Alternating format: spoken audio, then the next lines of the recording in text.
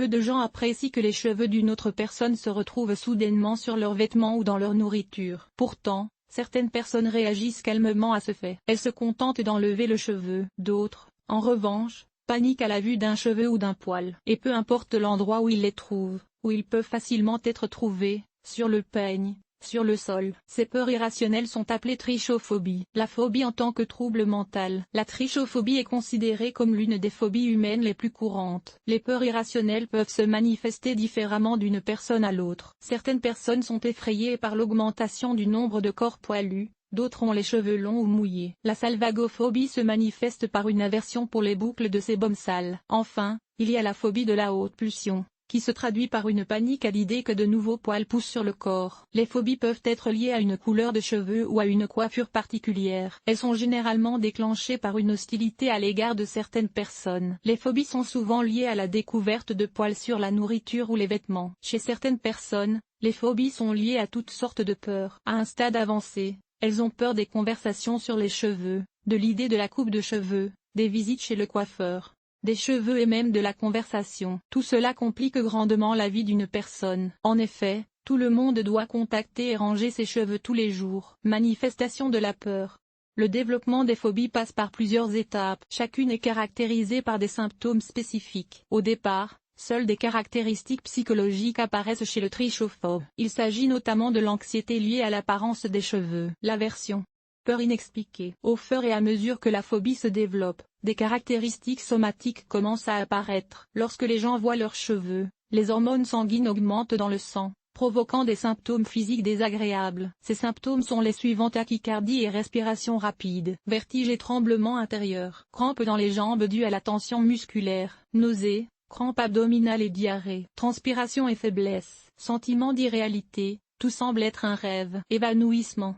Une personne atteinte de phobie des poils a souvent des crises de panique à la vue de poils. Elle devient méfiante et constamment inquiète, cherchant sans cesse des cheveux partout, craignant d'en mettre sur ses vêtements ou sur la vaisselle. À un stade avancé, la personne atteinte de phobie des poils développe des pensées obsessionnelles parce qu'elle doit affronter l'objet de sa peur irrationnelle presque à chaque seconde. Au fil du temps, cela conduit à une chute complète des cheveux sur la tête et le corps et à un refus de rencontrer d'autres personnes pour éviter de voir leurs cheveux. Peu à peu, la personne développe une paranoïa, une dépression, devient inadaptée et est incapable de vivre, d'étudier et de travailler normalement. La phobie de la chute des cheveux se caractérise par une apparition rapide. Cela s'explique par le contact permanent de la personne avec l'objet de la peur irrationnelle. Il est donc important de consulter un psychologue ou un psychothérapeute dès que vous constatez les premiers symptômes chez vous ou chez votre proche. Les raisons du développement. Comme pour de nombreuses peurs irrationnelles, les causes de la peur des cheveux doivent être explorées dès l'enfance. L'enfant impressionnable peut se sentir mal à l'aise par rapport à ses cheveux. Par exemple, il a vu une personne souffrant d'un trouble de la pilosité manger des cheveux. Ou encore, il a vu une émission montrant comment une masse de cheveux était retirée de l'estomac avec son contenu, ce qui provoquait chez le bébé des crises de dégoût et de nausées. Les principales causes des phobies sont l'hérédité. C'est l'un des facteurs les plus importants dans l'émergence de peurs irrationnelles. Selon des recherches menées par des scientifiques américains,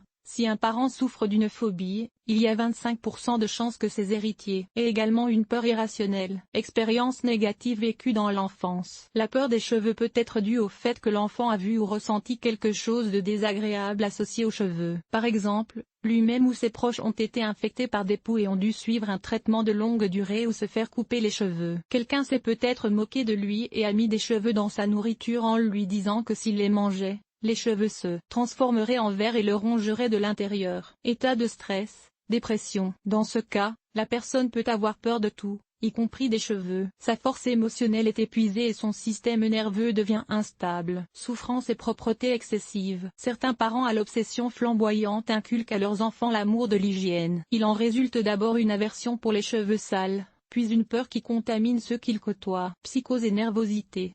Dans de telles situations, la personne est très vulnérable et fragile. Il suffit qu'elle ait quelques expériences négatives liées à des irritants pour qu'elles deviennent habituelles et déclenchent rapidement l'émergence de phobie. Diagnostic et traitement. Le trichophobe lui-même ne peut expliquer l'origine de ses peurs. Il est important que les psychologues aillent au fond des véritables raisons du développement de la phobie afin de résoudre le problème et de l'éliminer. Tout d'abord, ils effectuent un diagnostic différentiel. Celui-ci est nécessaire pour identifier les maladies mentales graves, telles que la schizophrénie, qui doivent être traitées par un psychiatre. Si le diagnostic différentiel ne permet pas de déterminer les conditions préalables à l'apparition de la maladie, un programme individuel de correction psychiatrique est élaboré. Le traitement comporte plusieurs étapes. Tout d'abord, au cours d'une séance de psychothérapie, le psychologue discute avec le patient et tente de trouver les causes du développement de la phobie. Ensuite, le client est aidé à comprendre que ses peurs sont de nature irrationnelle. Ensuite, des tâches spéciales sont effectuées. L'objectif principal est d'apprendre à connaître ses peurs, à se réconcilier avec elles. Le thérapeute est confronté à la situation du modèle spécialisé qui provoque la peur chez les trichophobes. Il observe les réactions du patient,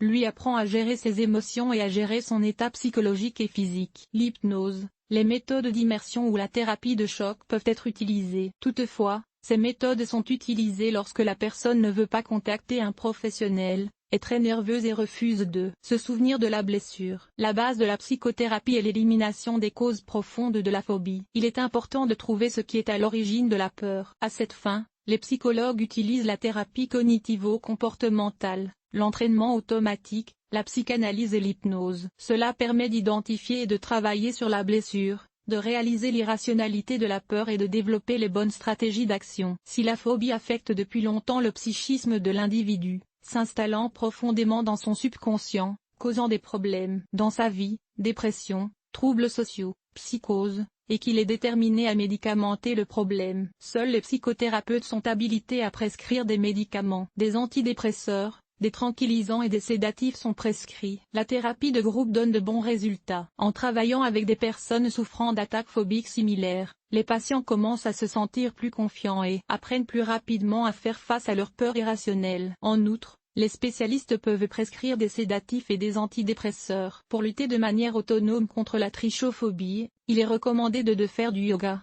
et d'apprendre les techniques des appareils respiratoires, de faire du sport et de réduire le taux d'adrénaline, de s'alimenter correctement et de respecter scrupuleusement la routine quotidienne. Toutes ces astuces aident le corps à faire face aux situations stressantes et à surmonter les phobies. Le soutien de ses proches est crucial pour le trichophobe. Ne riez pas de la façon dont il nettoie ses vêtements, car il n'a pas peur de le faire. Tout le monde a peur de quelque chose dans sa vie. Il est donc important de faire preuve de participation et d'essayer de se mettre à sa place. Dans la mesure du possible, il faut limiter les stimulations et les contacts. Accorder plus d'attention au divertissement collectif. Cela peut le distraire de ses pensées sur sa phobie. Conséquences et complications. Les peurs irrationnelles liées aux cheveux interfèrent avec la vie normale d'une personne. La phobie ne lui permet pas de quitter la maison calmement, de se rendre dans des lieux publics, de travailler ou d'étudier. Les tentatives de traitement de la trichophobie sont généralement peu utiles. Après tout, les poils sont présents dans tout le corps humain et il est impossible de s'en débarrasser complètement. Le rasage quotidien est source de panique et de stress. Et si une personne n'est pas seule,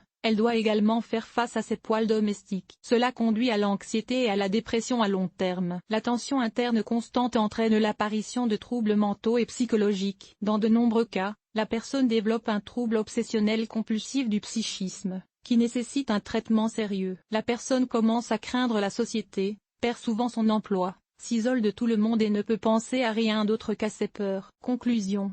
Des cheveux tombés, retrouvés dans ses vêtements ou sa vaisselle, agacent presque tout le monde et provoquent le dégoût. Il s'agit d'une réaction tout à fait normale, caractéristique de la plupart des gens. Cependant, l'hostilité se transforme en crise de panique, provoquant une tempête émotionnelle et transformant le problème de la trichophobie en une idée obsessionnelle qui empêche de mener une vie normale et familière. Dès l'apparition des premiers symptômes négatifs, il convient de consulter un psychologue ou un psychothérapeute qui pourra vous aider à identifier la cause du développement de la phobie et vous apprendre à y faire face. Si vous ne le faites pas, le stress interne constant et la dépression conduiront à un relâchement du système nerveux, qui à son tour provoquera l'émergence d'une série de problèmes de santé physique et mentale. L'article vous a-t-il aidé? Évaluation, 1.5. 1.5 Montant de l'évaluation, 1.